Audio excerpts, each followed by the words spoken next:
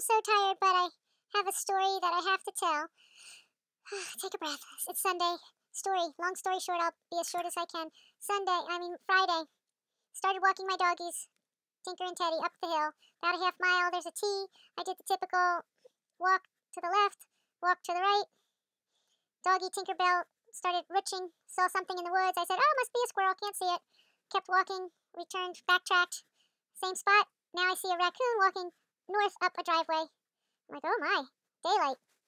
Probably not good. So I walk, continue, and there is a neighbor who owns a dog. I yell up to the neighbor, hey, beware, there's a raccoon in the driveway. He says, thanks. I keep walking. Now I'm back to the T, and I start south and call my dad. FaceTime. Usually don't do that, but I thought I'd give him a quick hello, check in. And now, finished up, I'm suddenly turning around, and now I am being chased full force by a raccoon with the two dogs. I am so freaked out. This raccoon is sprinting, and I'm like, that raccoon was just going totally north. Now it's coming after me. I say, bye, Dad, gotta go. Put my phone in the pocket and start bolting. My dogs are on 2 leashes. The little one I pick up by the scruff of the neck and hold with my left hand like a mama cat and start running. Can't even cradle it like a football. I just gotta squeeze the scruff. And the other one wants to turn around and charge the raccoon. And I'm like yanking with my right arm to sprint, sprint, sprint, run, run, run. So I'm yelling like a maniac, run!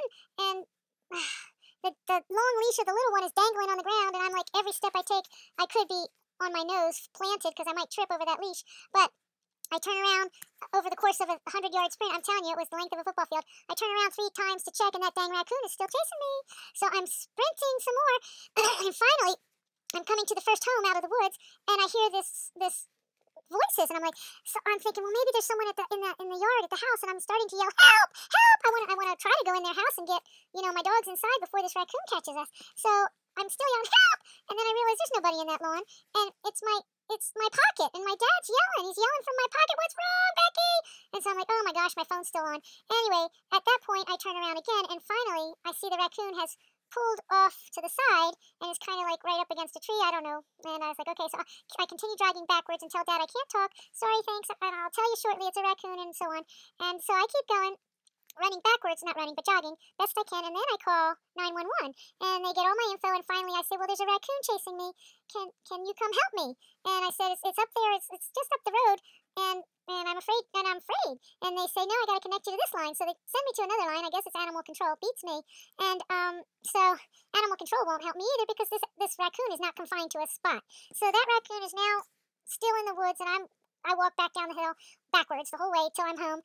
And so then I actually get in the house as fast as I can and shut the dog doors so the dogs can't go in or out and the raccoons can't come in or out, which has happened once. But anyway, so then I call my neighbor and I say, hey, Carl, any chance you can come help me? I'm freaked out. There's a raccoon up the road and it's chased me and I can't even tell you how, I'm so out of breath. So anyway, Carl says, yeah, I have a pellet gun. Let's go. So we go on up and I go pick him up. We go retrace my steps and go real slow. And boy, half hour later, still nothing. Couldn't find anything.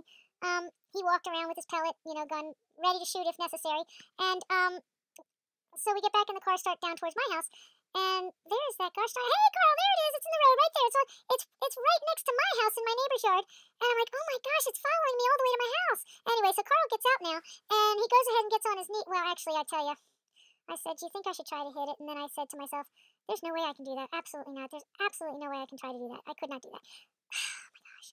Thought of it. So anyway, I say no. So Carl then gets out, and he goes ahead and tries to take this rabid raccoon down, and my stomach is hurting thinking about it. But he did manage to hit it in the belly, and the raccoon did end up getting up from that hit and ran into the neighbor's window well. And that's where, and then I drive into the neighbor's driveway and call them immediately to let them know we're in the yard with a rabid raccoon. And they aren't home, so I leave a message, and it's a crazy message. But anyway, so then Carl's trying to shoot the raccoon, and I said, no, not, that's the window, so don't shoot at the window.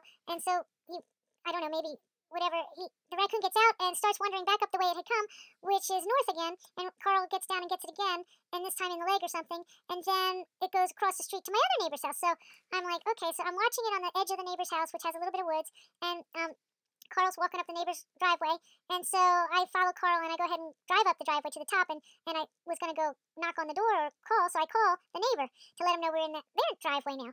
And I get the husband, and he starts talking to me, and I tell him I'm in the driveway, and we're trying to take care of this raccoon, and then the husband's telling me about how a raccoon got in their house once not too long months ago, and so he's relating to the story. I say, are you home? He says, no.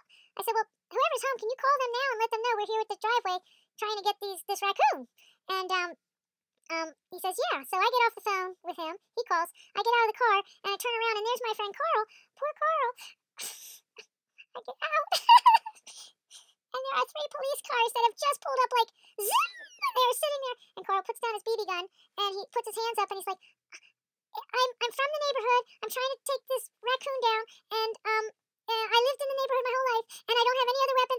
This is a BB gun, or pellet gun, and he was very calm, but I come running down not running, but I come walking down the driveway saying, I called 911, I called 911, and I'm the lady that called about the raccoon, and he says, I know you called. I said, okay, well, they wouldn't come out, and anyway, he says, no, I got your call. I'm like, okay, and here, all of a sudden, we're straightening out the story, and find out that now there's a helicopter overhead, and oh my gosh, I can't even. The woman, the lady that lived in the house, she had called 911 because there was a man in the neighborhood who was shooting at houses.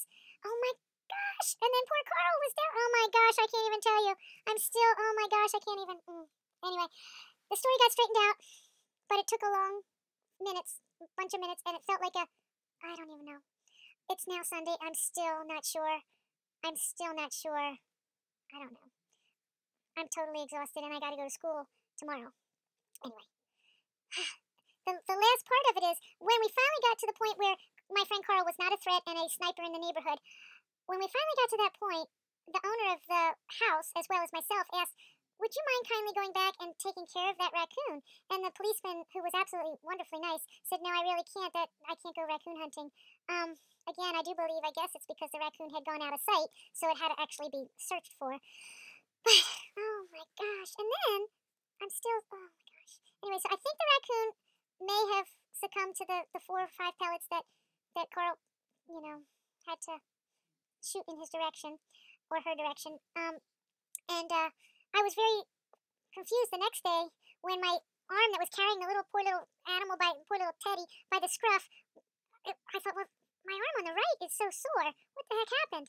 And that's not the arm I was carrying the dog with. And it turns out that I was yanking my other dog so hard that I actually got sore muscles in my right arm, and I couldn't walk because I have plantar fasciitis. And my foot, that morning, that Friday morning, I said to myself, oh my gosh, my feet feel absolutely normal again.